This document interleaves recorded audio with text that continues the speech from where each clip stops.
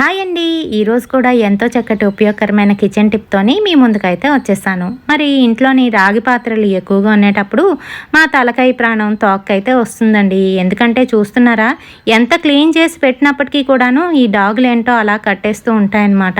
కొంచెం తడి అంటుకుంటే చాలండి, ఇది రంగు అయితే మార్చేస్తుంది. అయితే మరి నేను తమ్మునేల్లో ఛాలెంజ్ చేసిన ప్రకారం ఇక్కడ కేవలం రెండు వస్తువులను ఉపయోగించి ఇవి క్లీన్ ఎలా చేసుకోవాలో చూపిస్తున్నానండి. అదేనండి సబీనా పౌడరు, ఇంకా అలాగే నిమ్మప్పు. ఇంకేమీ అయిన అవసరం లేదు.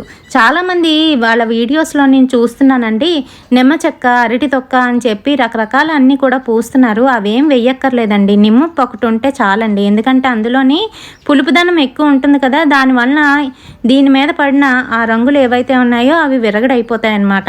అంతేనండి చిట్కా, ఇంకేం ఉండదు. కాకపోతే తోముకోవడానికి మనకి ఒక పౌడర్ ఉండాలి కాబట్టి ఇందులో నేను సబీనాను కూడా మిక్స్ చేశాను అనమాట. హాట్ వాటర్ అనుకోకండి, అది కూల్ వాటరే వేశాను.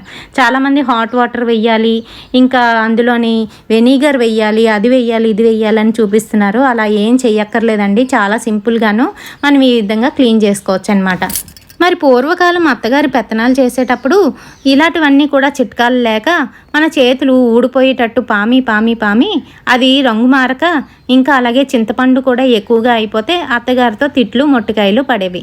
ఇప్పుడు అలా కాకుండా చాలా ఈజీగా ఈ విధంగానైతే చేసుకోవచ్చండి. మీరు కూడా ట్రై చేయండి. మరి చూస్తున్నారు కదా మీ కళ్ళ ముందే.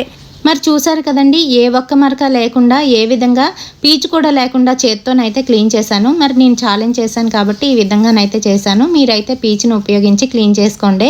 మరి నచ్చితే తప్పకుండా లైక్, షేరు, కామెంట్తో పాటు మీ అమూల్యమైన హస్తాలతోని మా ఛానల్ని సబ్స్క్రైబ్ కూడా చేసుకోండి. నచ్చితే తప్పకుండా ఒక లైక్ వేయడం మర్చిపోకండి సుమా. ఉంటాను.